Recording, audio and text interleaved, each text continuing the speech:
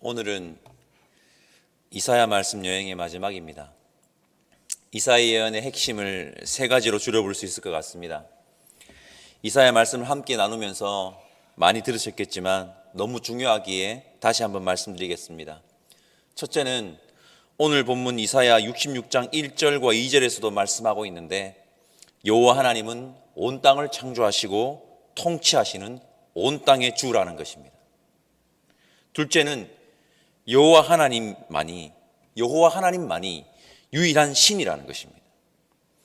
유일한 신이라는 고백은 신들 중에 으뜸인 신이 여호와 하나님이라는 고백이 아닙니다. 제가 누차 강조하며 말씀드리는데, 우상은 존재하지 않는 허상입니다. 즉 신은 여호와 하나님 밖에 없다는 것입니다. 고로 셋째는 오직 여호와 하나님만을 의지하라는 것입니다. 성도 여러분, 온 땅의 주는 여호와 하나님이시며 그분이 유일한 창조주입니다. 우리 그분만을 의지합시다. 이 세 가지를 반드시 기억하고 삶으로 예배를 드리는 이 시대의 진정한 예배자 되기를 간절히 소망합니다. 그래야 우리가 살고 세상이 삽니다. 이사야를 마무리하는 66장은 우리에게 무엇을 말하고 있을까요? 이사야 66장은 우리에게 진정한 희망이 무엇인지, 진정한 희망을 온전히 이어가기 위해서 우리가 무엇을 해야 하는지 정확하게 말하며 끝을 맺고 있습니다. 전에 한번 말씀드렸는지 모르겠습니다. 저희 큰아이가 저에게 이런 말을 했습니다. 아빠, 선생님이 사과 같은 아이가 되지 말고 토마토 같은 아이가 되래, 이렇게 얘기했습니다. 제가 아이에게 선생님이 왜 그렇게 말씀하셨어라고 되물으니 큰아이가 이렇게 말했습니다. 사과는 겉과 속이 다른데 토마토는 겉과 속이 똑같잖아. 그래서 토마토 같은 아이가 돼야 한다고 했어, 이렇게 얘기하더라고요. 우리 3절 말씀 한번 읽어보겠습니다. 3절입니다. 소를 잡아 드리는 것은 살인함과 다름이 없이 하고 어린 양으로 제사 드리는 것은 개의 목을 꺾음과 다름없이 하며 드리는 예물은 돼지의 피와 다름없이 하고 분향하는 것은 우상을 찬송함과 다름이 없이 행하는 그들은 자기의 길을 택하며 그들의 마음은 가증한 것을 기뻐한즉, 여호와께 제사를 드리는 자가 종교적 제의 밖의 삶에서는 이웃을 살인하는 살인자라고 하나님이 강력하게 말하고 있는 것입니다. 겉과 속이 완벽하게 다릅니다. 겉으로 보이는 제사는 번지르르하게 보이지만 속에는 하나님을 향한 진실된 마음이 전혀 없습니다. 자신들의 욕망만 가득하죠. 여러분, 하나님은 중심을 보십니다. 사람은 속일 수 있을지도 모릅니다. 그런데 하나님은 여러분 절대 속이지 못합니다. 하나님은 중심, 속까지 훤히 들여다보시는 분이시기 때문입니다. 더 큰 문제는 이러한 하나님을 향한 진실함이 없는 제사를 드리고 있음에도 불구하고 자신들이 무엇을 잘못하고 있는지, 뭐가 문제인지를 모른다는 것이 더 큰 문제입니다. 2절 하반절에 하나님이 이렇게 말씀하십니다. 무릇 마음이 가난하고 심령에 통회하며 내 말을 듣고 떠는 자, 그 사람은 내가 돌보려니와. 아멘. 이 말은 지금 이스라엘에서 벌어지는 일련의 일들, 즉 진실함이 없는 제사가 여호와 하나님께 올려지는 것을 보고 마음이 아파하고 어떻게 하면 제사가 바로 설까 통회하는 자들을 하나님께서 돌보신다는 것입니다. 바로 이들이 하나님의 희망을 이어가는 자들입니다. 이 새벽 함께 예배드리는 우리가 마음이 가난하고 심령에 통회가 있고 하나님 말씀 앞에 두렵고 떨리는 마음으로 서는 자들이기를 바랍니다. 우리가 함께 읽은 3절에 이런 구절이 있습니다. 우상을 찬송함과 다름없이 행하는 그들은, 이 말은 무엇입니까? 여호와 하나님을 여타의 다른 우상들과 똑같이 취급했다는 것입니다. 예배만 잘 드리고 멋지게 제사를 드리면 복을 줘야지, 내가 이만큼 지성을 올렸는데 나에게 이 정도는 해주셔야지. 이런 태도는 하나님을 하나님으로 여기지 않는 것입니다. 하나님은 온 땅을 창조하시고 온 땅을 다스리시는 온 땅의 주로 여기지 않는 것입니다. 하나님을 유일하신 분으로 여기지 않고 그저 여타의 다른 우상들 중 뛰어난 신 정도로 취급하는 것입니다. 왜 하나님께 제사 드리는 것을 여타의 우상과 같이 드리는지 아십니까? 이게 편하거든요. 이게 편합니다. 여기에는 삶이 필요 없습니다. 그가 어떻게 살았는지, 그가 하나님의 말씀과 마음에 합당하게 살았고 살려고 노력했는지 그게 중요하지 않습니다. 그냥 제사만 잘 드리면 됩니다. 그러나 하나님은 아닙니다.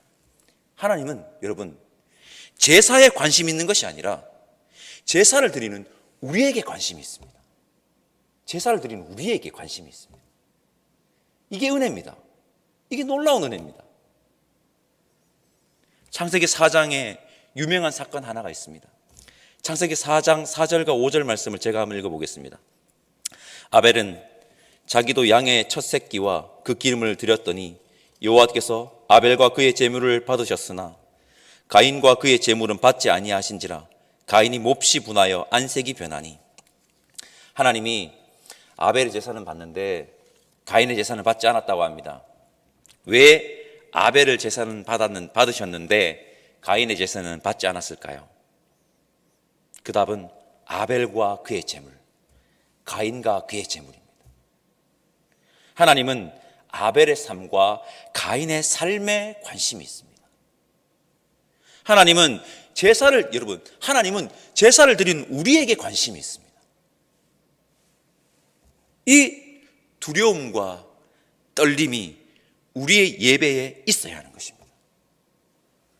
오늘 이 새벽 나의 예배, 우리의 예배에 이 두려움과 떨림이 있는지 한번 돌아보는 귀한 시간 되었으면 좋겠습니다. 7절 말씀 한 개 읽어볼까요? 7절입니다. 시온은 진통을 하기 전에 해산하며 고통을 당하기 전에 나말을 낳았으니 아멘. 7절부터 14절까지를 한 단락으로 볼 수 있는데 무슨 말씀이냐? 어느 시대를 막론하고 아이는 희망을 상징합니다. 생명에 이어지지 않으면 희망은 없는 것입니다. 7절부터 14절에선 예루살렘의 희망을 말하는데 핵심은 이것입니다. 희망은 전적으로 하나님의 은혜다. 희망은 전적으로 하나님의 은혜다. 내가 희망을 낳았어, 내가 했어, 우리는 절대 이런 말을 할 수 있는 존재들이 아닙니다. 기억하셔야 합니다. 22절과 23절 말씀 우리 한 절씩 나누어서 읽어보겠습니다. 제가 먼저 읽겠습니다. 내가 지을 새 하늘과 새 땅이 내 앞에 항상 있는 것 같이 너희 자손과 너희 이름이 항상 있으리라. 여호와의 말이니라.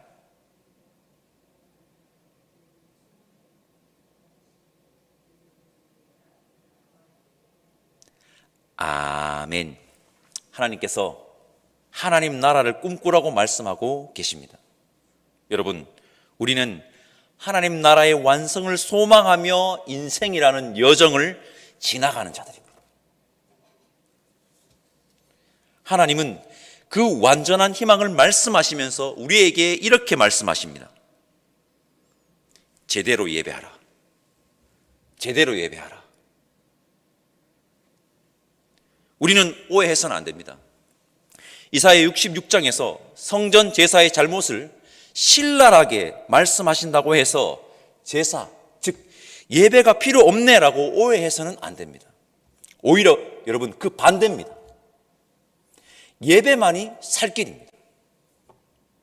여러분, 예배만이 살 길입니다. 그것을 말하고 있는 것입니다. 이사야 예언자는 예언을 마무리하면서 우리에게 그것을 말하고 있는 것입니다. 이 예배는 제의적 예배만을 말하는 것이 아닙니다. 삶이 동반된 진정한 예배를 말하는 것입니다. 제대로 예배하라. 제대로 예배 드립시다. 우리 진정한 예배를 드리며 희망을 이어가기를 소망합니다. 이러한 예배를 드리는 자들에게 분명 하나님의 전적인 은혜가 부어질 것입니다. 확신합니다. 이사야서의 마지막 절 우리 함께 읽어봅시다.